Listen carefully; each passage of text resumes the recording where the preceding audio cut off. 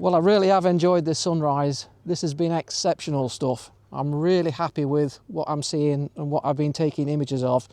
I'm going to be spoilt for choices, and I know I've said that on at least one other video, but the colour that's been in the sky, the contrast, the light has just been magnificent.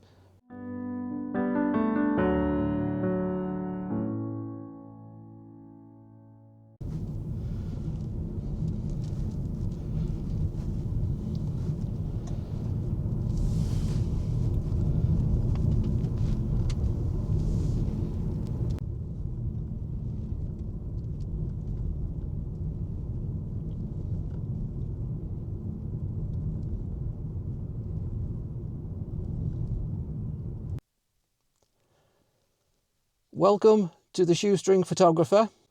My name is Neil Pitchford, and welcome to the Loch Lomond and Trossachs National Park. So it's just after 6:30 AM and we're at sunrise in the Trossachs, and we've got one of the best scenes I've ever seen at this location, and I've been here must be 24 times at least in the last 3 years. The colour is quite striking, the cloud formation is working well, and with a touch of snow on the top, we've got some quite striking contrast and colours.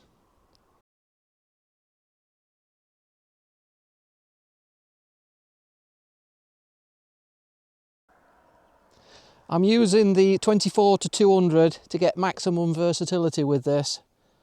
And the other thing I've got my eye on at the minute is I've stood at the roadside, but there's actually a black grouse lek down there, and I can just see a couple of birds that's just come in. So I'm going to keep my eye on that, because I might be able to get a little bit of wildlife photography in this as well. My main concern at the minute is this sunrise and the colorations and the compositions, but I'm going to keep my eye on what's happening down there, and if it looks like it might get interesting, I'll change the lens and put the longer lens on to hopefully be able to get some wildlife photography done as well.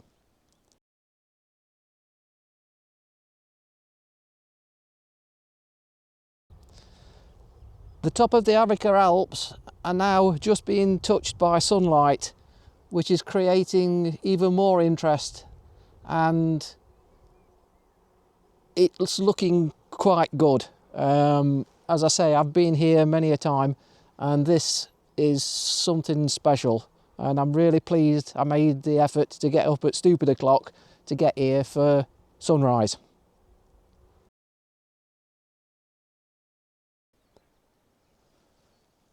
So it's still relatively dark, so I'm shooting at ISO 800 to make the maximum benefit of using the dual ISO on my Nikon ZF. It won't take long before I'll be dropping the ISO back down to ISO 100, but at ISO 800 at the minute I'm shooting at 1/25th of a second, so that's quite a good shutter speed for me. And I know from experience that ISO 800 will produce a cracking image.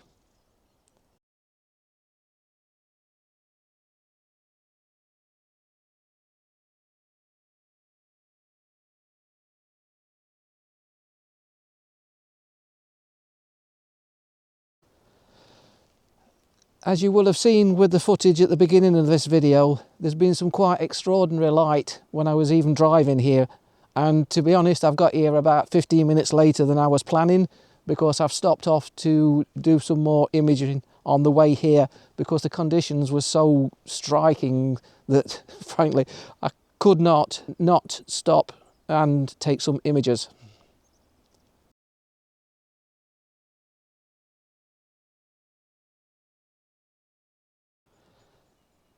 Unfortunately, it looks like the grouse have gone. One of my plans for coming here this early was to be able to do some photography with the grouse, but when I got here there was only a few here, and as with everything with nature, they get no guarantees as to what you're actually going to find. So that's a little bit disappointing, but however, this sunrise more than makes up for it. This is just superb stuff.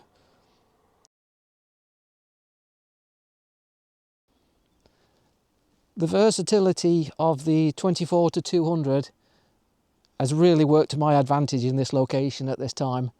To be able to concentrate on what's in front of me and take a variety of images both at 200 and at 24 gives completely different images and different contexts, and this is one of the times when I'm really happy that I've got such a versatile lens on hand to be able to use.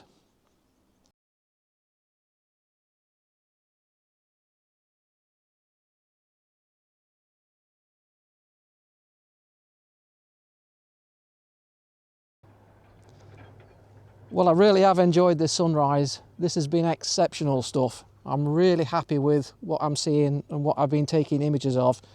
I'm going to be spoilt for choices, and I know I've said that on at least one other video, but the colour that's been in the sky, the contrast, the light has just been magnificent. And if I don't get some high scoring images from this particular shoot, then I don't know what I'm going to do to improve it, frankly.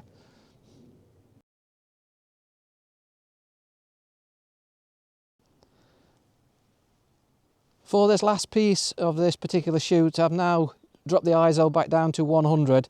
So we've gone from a shutter speed of 1/240th to 1/30th of a second. So I'm hoping to be able to use that low ISO just as this sun hits the full mountains. Once I've got that, then I don't really think I'm going to get an awful lot more from this, because it's just been magnificent.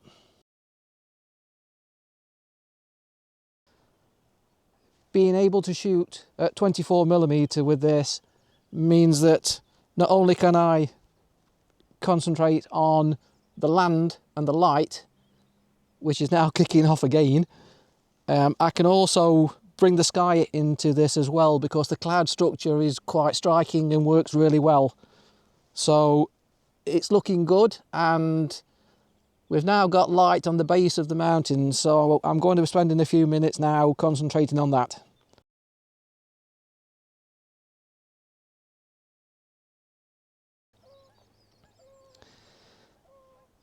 So what a sunrise this has been. Proof to myself, if nothing else, that getting up sometimes in the morning can pay off handsomely. And the weather forecast for the rest of the week is pretty rubbish. So this was the only morning really that we were going to get any light and any breaks in the clouds. So yes, 4:30 AM start, over an hour's drive to get here, but what a result.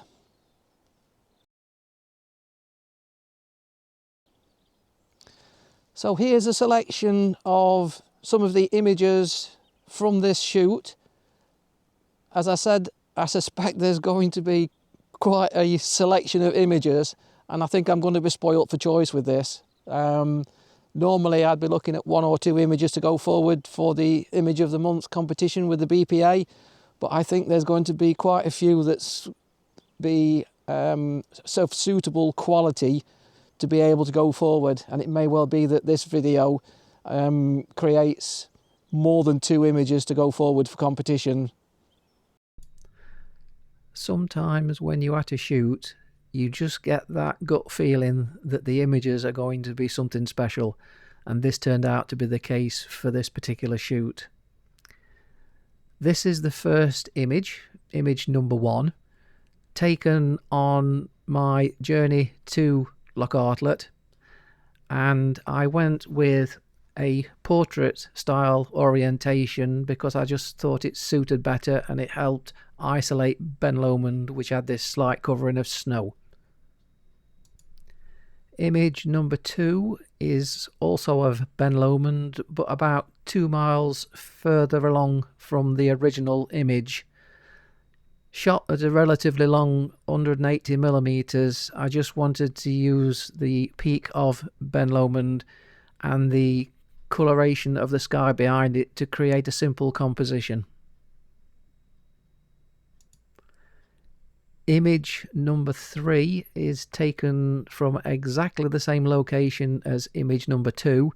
It's just that it's now a relatively wide 24mm to show the wider environment for Ben Lomond at that pre-sunrise coloration. Image number 4 was the scene that greeted me when I pulled up at Loch Arklet, and I quickly grabbed my camera and fired off a series of about 6 images at various focal lengths to try and record this quite extraordinary coloration in the sky. Image number 5 was a slightly wider focal length, just to bring more of the mountains and the foreground into the composition and to try and balance it. My own opinion is I don't think there's an awful lot between images number 4 and 5, so I'll be very interested to see which ones you think are the better ones. Image number 6 was taken about 5 minutes after images 4 and 5, and the sun changed the coloration altogether, as you can see, and we started to get this golden glow as it rose above the mountains behind me and created this golden light on the Arklet Alps. Image number 7, and the sunlight started to encroach the left-hand side of the mountains from right to left, and I was trying to concentrate on that transition on those mountains on the left, and the coloration again in the sky is changing all the time into a more bluer tone, signifying that the light change was happening as the sun rose. Image number 8 was taken at 24mm because I wanted to use the sky with this. We were pretty much at the end of the changing colours of sunrise, as you can see with this image. Still quite a striking image with the cloud formations and the particularly blue sky. Again, a very good contrast from the earlier images from this shoot, but just shows what a quite extraordinary shoot this was for coloration, composition and general visibility. This video was uploaded on the 7th of May 2026. Any comments and suggestions and votes will be open until the 21st of May, which is 2 weeks after first posting. After that, I'll look at the numbers for each individual image, and I will select 3 images to go forward for competition in the Image of the Month competition with the British Photographers Alliance.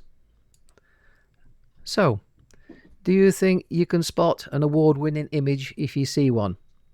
If you do, you've now got the opportunity to prove it.